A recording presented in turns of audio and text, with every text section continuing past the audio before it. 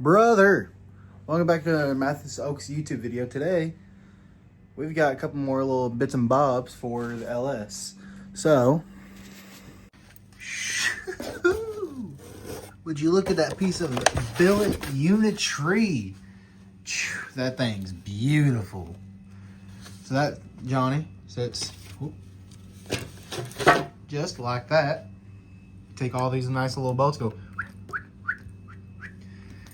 And then we got ourselves a little low dollar motorsports oil pressure sensor to put right into here. And that's the top end. Then we're gonna roll her over. We'll put the oil pans on. So whenever all this is done, the motor will be basically ready to go into the 240. We're gonna hold off and wait till we get a flywheel and we get the transmission in. And, you know, figure out what we're doing for that before we go ahead and throw it into the 240. But this will get us pretty much right there. I'm very excited to start putting these parts on. And if you remember correctly, over here we got a bunch of little gaskets for it, so we can go ahead and put the valve cover on. And then we got the oil pan gasket right for that. So let's get cracking into this.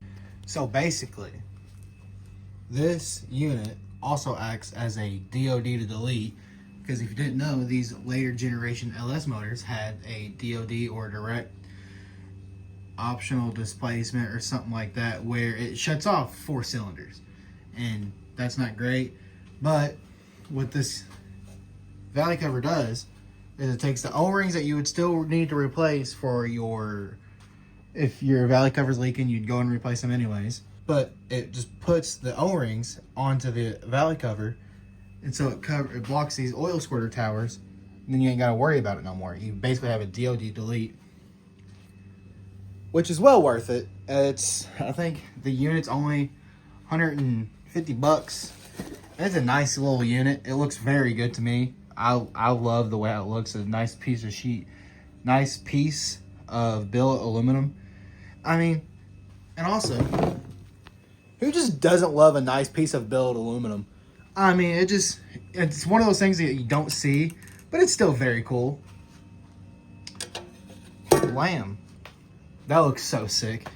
And the sad part is, unless I do like a Holly high ram, you'll never see this. But I know it's there, and that's half the battle. But we're gonna go ahead and take all these little Allen heads that they gave us, little Allen buttons. If I can get it, I got stuck underneath the paint, the plastic. Take these Allen button heads, whoop, get it threaded in there. Do that all the way through here. We'll take this out and we'll put our low dollar motorsport oil pressure point. We'll get that tightened up. We're going to put that low dollar motorsports oil pressure sensor in there. We'll be right back with that one. Blammo.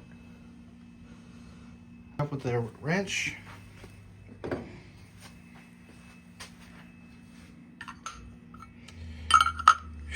Look at them. Now we can throw the intake back on and we're good to go. This is fully mounted. It looks very cool.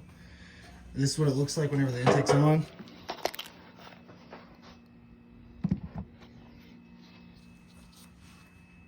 And sadly, the only thing you get to see of it is that right there. But we know it's there. That's maybe eventually we'll go get a Holly high ram or something where you can see more of it. But we do see it a little tiny bit. But we know it's there. More motion products will be coming because, first of all, nice little sucker. We got a little sucker with it. And then, a little Motion Raceworks sticker. Wouldn't be upset about more of those. But honestly, the fit and finish and how it feels, and the fact that Motion is very American. It's Cletus McFarlane. And on top of that, they're made in America. Next, we're gonna flip the engine over, start working on the oil pan. What we got here is an ISR front sump oil pan for the 240 and S14, S13, S14. The only reason I'm with ISR is because I've heard not great things about Canton, where people have had issues with it fitting right up and everything like that. But I was told with the ISR oil pan, it fits perfect. You don't have to do any cutting. There's a guy at the track I talked to over the weekend where he said he has had he dressed his car and he's had no issue out of his oil pan.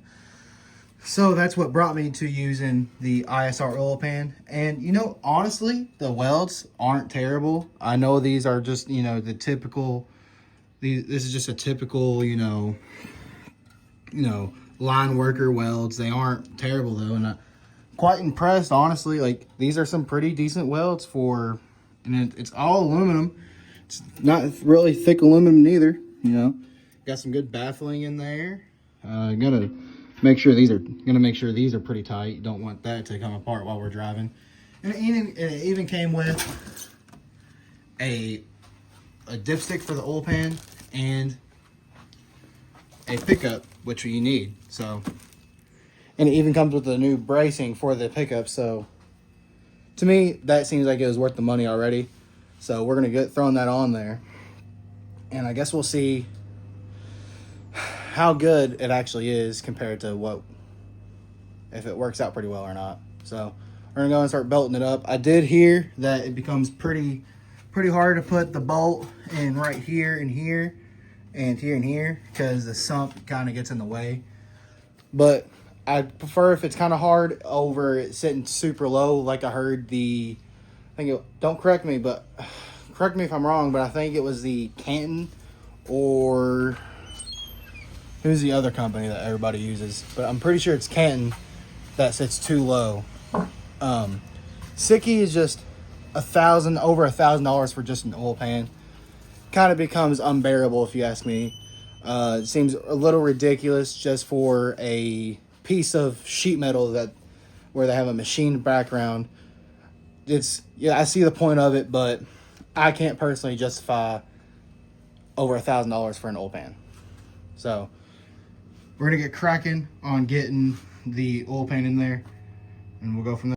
So we just got the oil windage tray on, and the pickup tube for the new oil pan.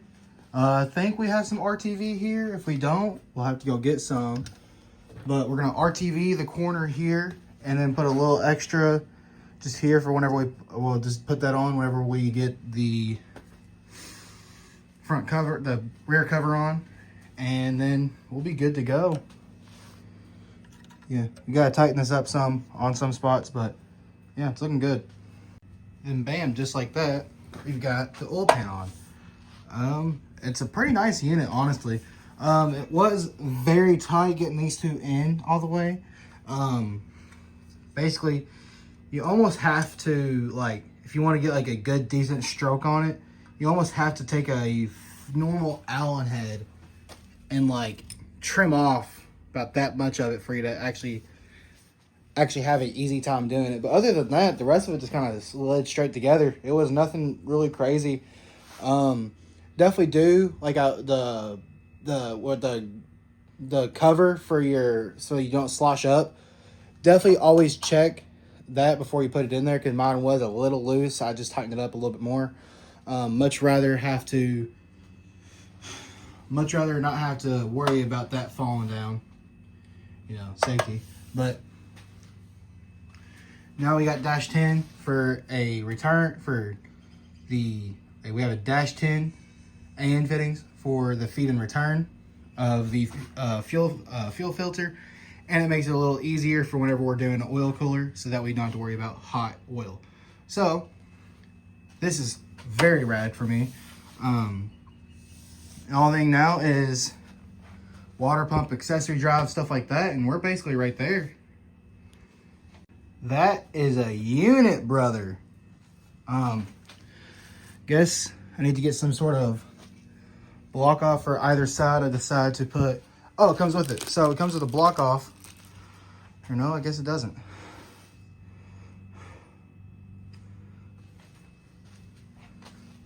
Yeah, I guess it does not.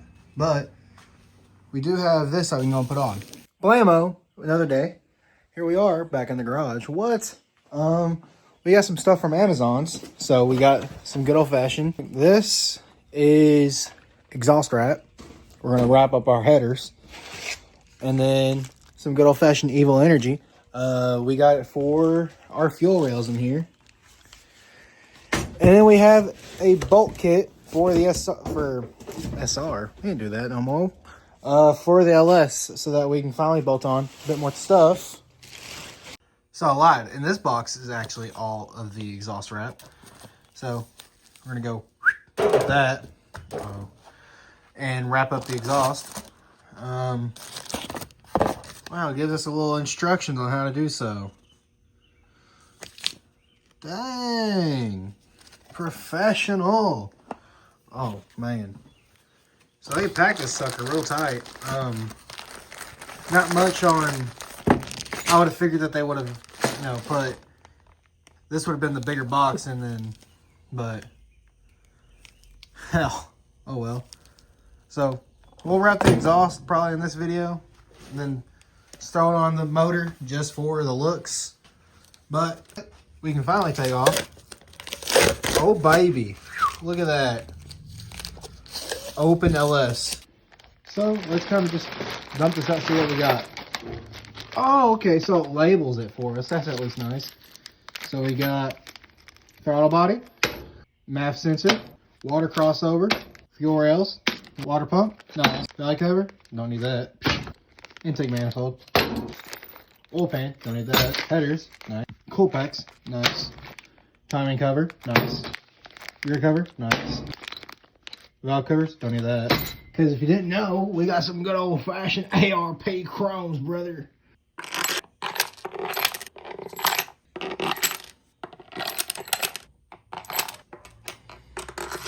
Dang! So, we now have a 6.1 liter LS2. Fuck yo, Hemi. Hell yeah. I don't know if we ever talked about it, but Zach gave me these fuel rails. Only downside about these fuel rails is that if you notice, I ain't got no brackets for it. So Holley sells the brackets separately. It's kind of on that fence of is it cheaper or not, you know. But I already have the fuel rails, so might as well go ahead and use them. So I went ahead and decided to go ahead and do the timing cover bolts as well, since it came with it. Why not? They look better anyways. It's one of those things where it's that 5% or so that like doesn't matter, but it does to you. This is mounted. This is mounted better. We still have a motor off the hoist, off the stand, to put the dumbbell and the rear cover on. Haven't decided to do that because, you know, kind of waiting to do that at the last second whenever we can start getting that guy put back together. Hoping here soon to get here back on this T56 I'm looking at. If we can hear from that, that means we can get the ball rolling on getting the ECU, fuel system, all that mapped out, what we're wanting to do. But for right now, we're kind of stuck waiting. You know, there's not much we can do. We can get the header wrapped, which we're about to do. Trying to figure out how to do so. We're gonna figure out how to do that. Heard you should wear gloves. I don't have latex gloves, so I'm gonna freak around and freak out. But gonna get those wrapped. Might mock them up onto here just to see, because it's first time LS guy. You know, LS guy things. I watched a little video. It says to wet it, which I already got this wet. And then start at the collector as far back as you can. As far back as you can. And work yourself up. And then take one of them ties, grab it. And then I guess for the back part of it, we'll just kind of like wrap it up to here. Or start back down here again. And then re-zip it and bring it down. We'll kind of see. We're going to go from where we see and go on from there.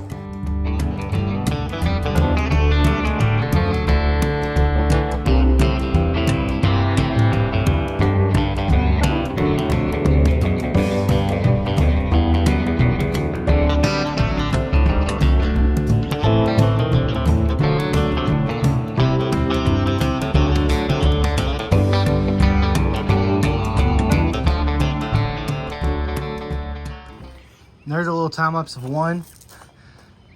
I'm not gonna do all 4 of them, all 8 of them on time lapse because it's kind of hard to do.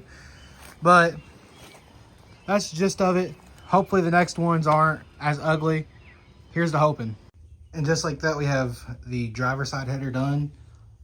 I was gonna go and do both of them in this video, but it's a lot and we're running out of time for this video, so we're just gonna go ahead and wrap it up here. If you enjoyed today's video, like, comment, and subscribe. Stay tuned for more content. Until next time. Peace.